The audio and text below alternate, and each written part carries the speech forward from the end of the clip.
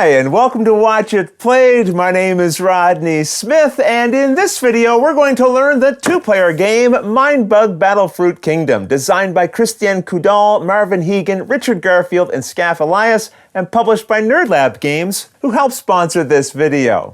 So, you've assembled an army of creatures to defeat your opponent. Fierce and powerful creatures. You can't lose. Unless your pesky opponent turns your own creatures against you, which they're certainly going to do.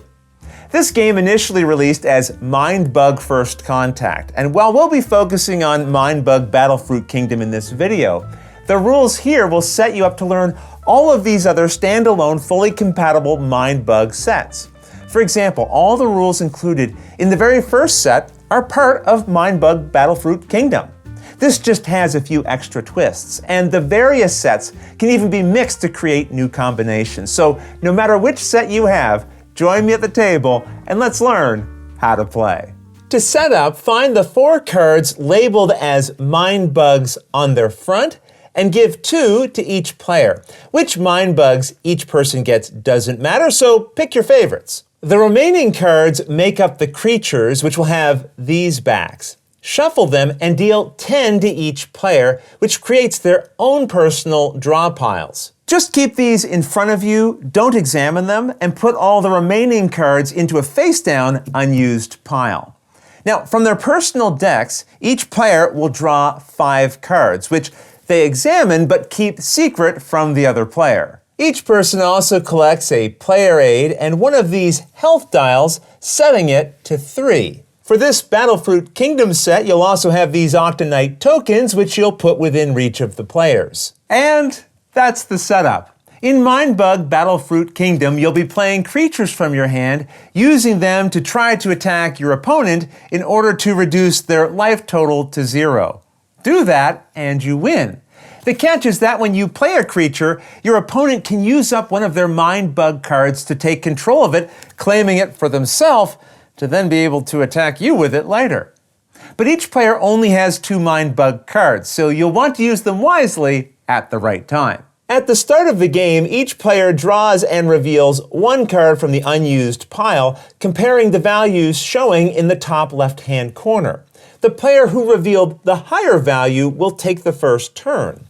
If tied, repeat the process until the tie is broken.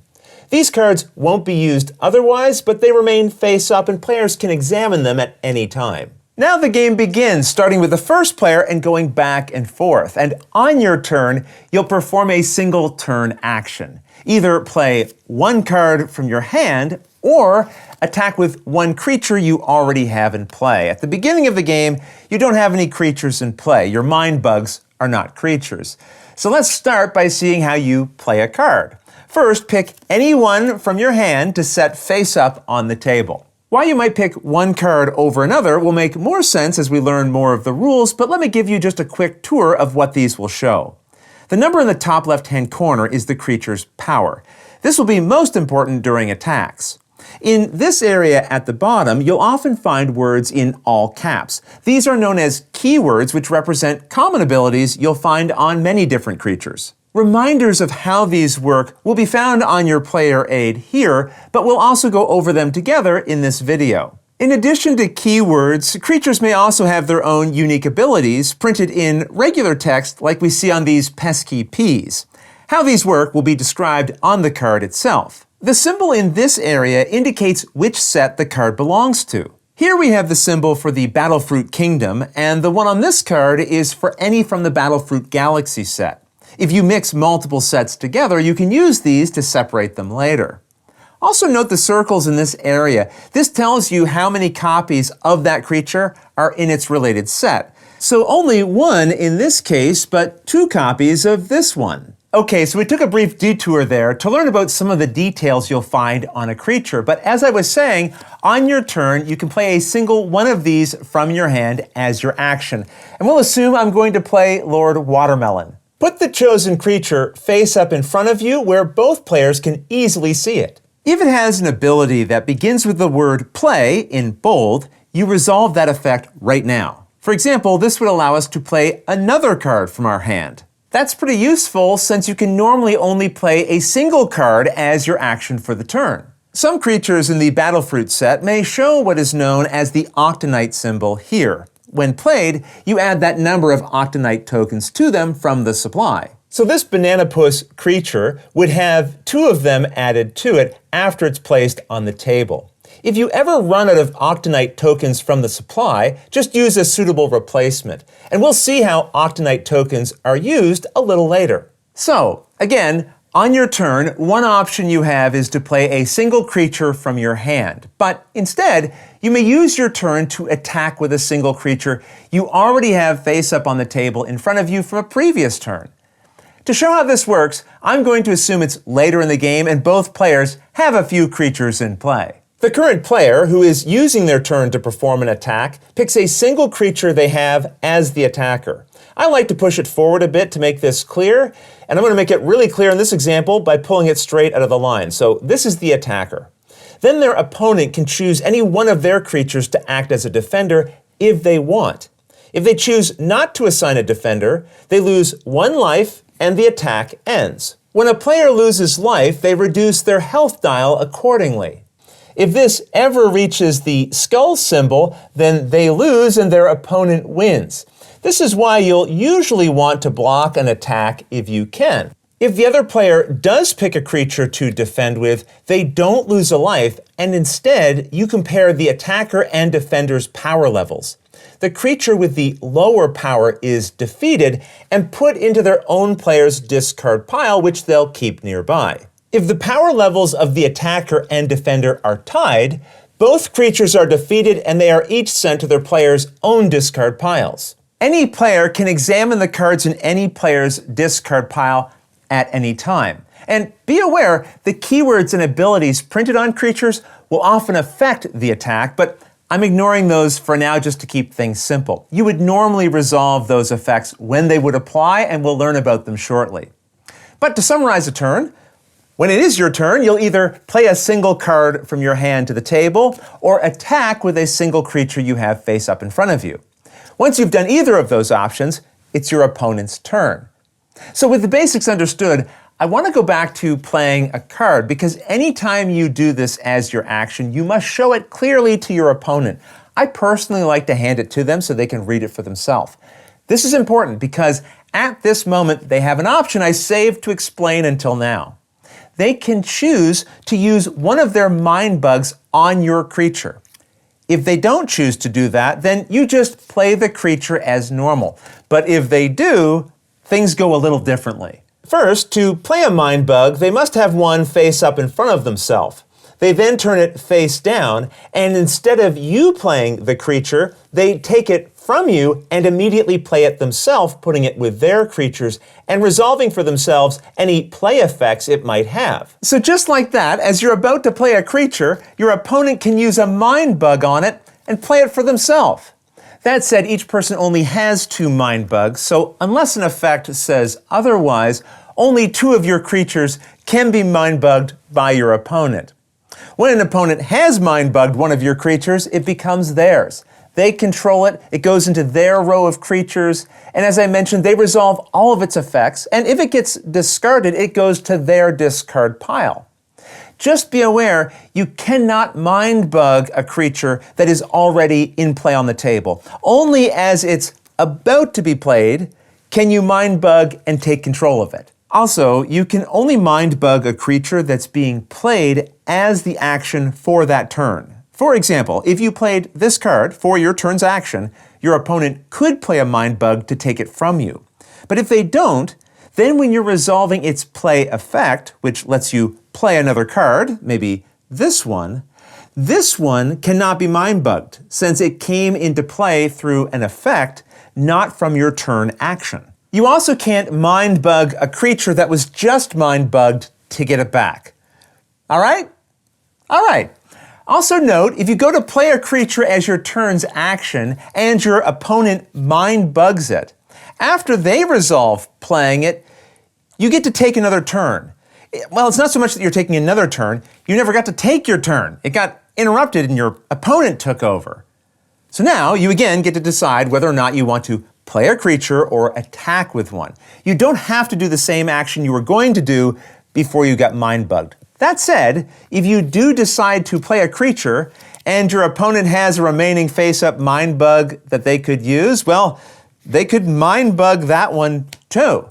And after that's resolved, well, you still get to take your turn because you still haven't taken it yet. They keep interrupting you. But with that understood, let me share another key rule. Anytime you have less than 5 cards in hand, you immediately draw back up to 5 before doing anything else. For example, I have 5 cards in my hand now. So if on my turn I played 1 for my turn's action, before my opponent decides if they're going to Mindbug it, and before any of its play effects are triggered, I would first immediately draw a new card, and then we would continue as normal. The exception would be if your draw pile is empty. In that case, you simply don't draw any more cards. Also note, there's no limit to how many cards you can have in your hand at a time, and you can end up getting more because of different card effects. Okay, next I think we should go through the various keywords that creatures may have and learn how they work. Again, don't forget, you'll find them detailed here on your player aid as well. First up, we have the keyword fast. After playing a creature with this, you may have it attack on the same turn it came into play. Remember, you can normally only play a single card or attack with one creature on your turn. But one of these fast creatures can do both. But it is optional. You don't have to attack with it if you don't want to.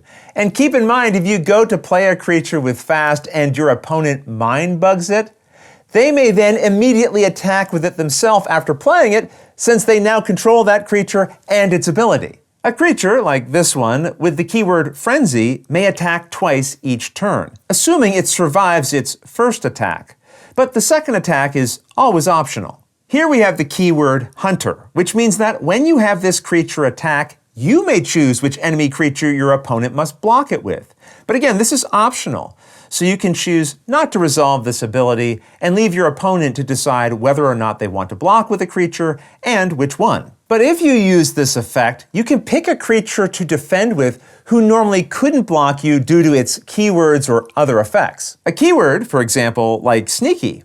When the attacking creature has this keyword, only other creatures that also have Sneaky can block it. For example, if I was attacking with this Sneaky creature and my opponent had no Sneaky creatures themselves, they can't block, so I hit my opponent directly and they must lose 1 life from their health dial. Now that said, when you're being attacked, a Sneaky creature can still be chosen to block creatures without Sneaky as usual. Here's a scary one. If a creature has Poisonous, any combat with it always causes the opposing creature to be defeated. So if my opponent attacked with a Power 7 Dragonfruit and I blocked with these Broccoli Bards, their power is higher, so my creature will be defeated. However, it's poisonous, so that means the attacker is defeated as well. Sometimes a creature will have the keyword Tough, and that means the first time it is defeated, whether in combat or by a card effect, it is not discarded. Instead, you just rotate it 90 degrees. This is called exhausting it, which reminds you that it has been defeated once already. While exhausted, it can still attack and defend as normal. However, if it is defeated again while exhausted, you then discard it. I'll point out, if one of your tough creatures is in combat with a poisonous one, even if it also has an attack strength equal to or higher than your tough creature, the poisonous creature only exhausts it. In addition to keywords, some creatures have triggers. We saw one type already, known as a play trigger, that resolves when the card is played. Other cards may have the attack trigger.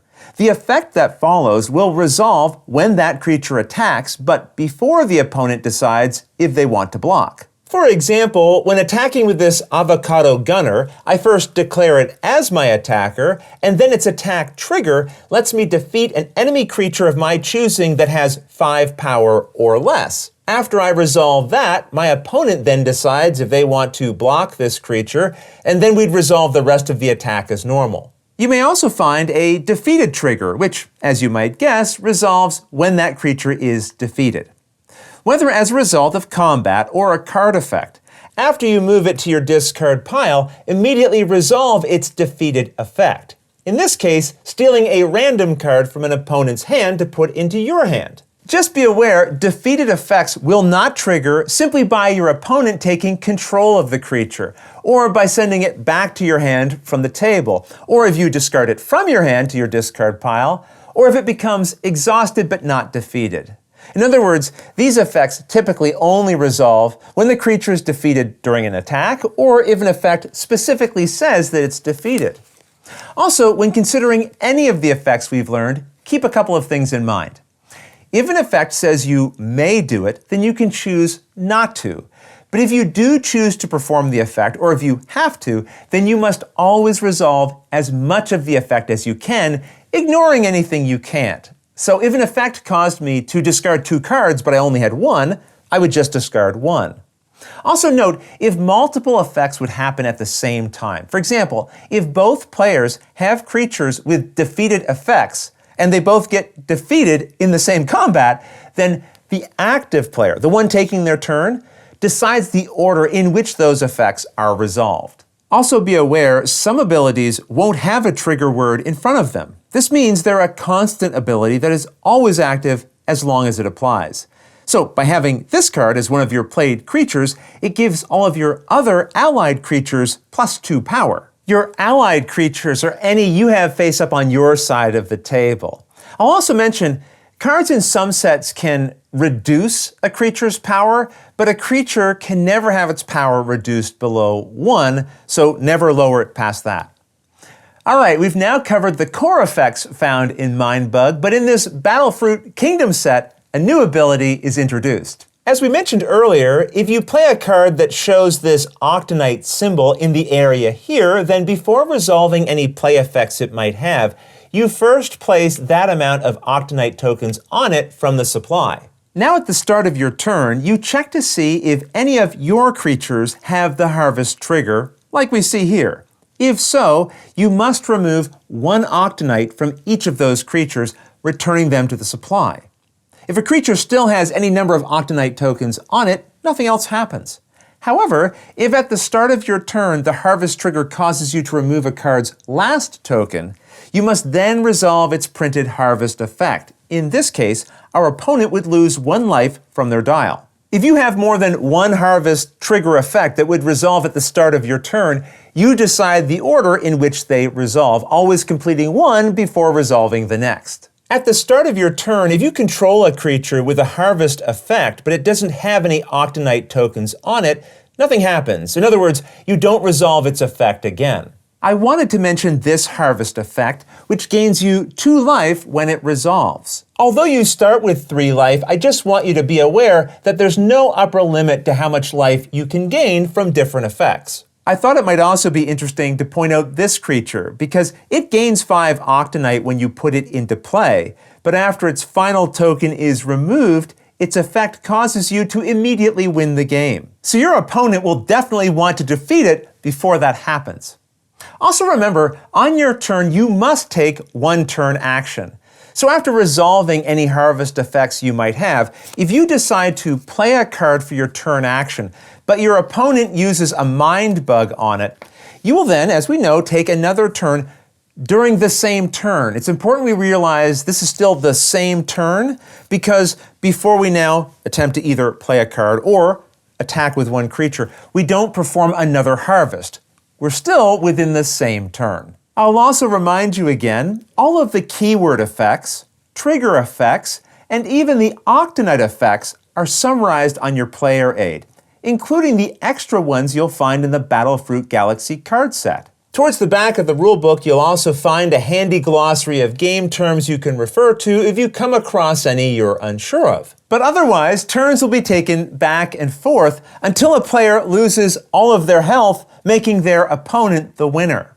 The game can also end if on a player's turn, they can't perform a turn action. This could happen if they have no creatures left to attack with and no cards left in hand because their deck is empty. If a player cannot perform a turn action, their opponent immediately wins. As we saw, you may also win through effects on creatures that give you a unique victory condition. That covers the rules for Mindbug Battlefruit Kingdom, which also gives you everything you need to know to play Mindbug First Contact, and pretty much everything you need to play Battlefruit Galaxy, which just has a few extra abilities. There are also various promo packs you can pick up to add to your games, as well as this Tag Team Add-on pack, which is not a standalone set, but allows you to combine it with any standalone set to play 4-player 2 versus 2 team games. And there's even a digital version called Mindbug Online available for iOS, Android, and Steam. But otherwise, that's everything you need to know to play Mindbug Battlefruit Kingdom. If you have any questions about anything you saw here, feel free to put them in the comments below and I'll gladly answer them as soon as I get a chance. You'll also find forums for discussion, pictures, other videos, and lots more over on the games page at Board Game Geek, and I'll put a link to that in the description below. And if you found this video helpful, please consider giving it a like, subscribing, and clicking that little bell icon so you get a notification anytime we post a new video. And if you'd like to support us directly, you can join our Patreon team, which I'll have linked below. But until next time, thanks for watching.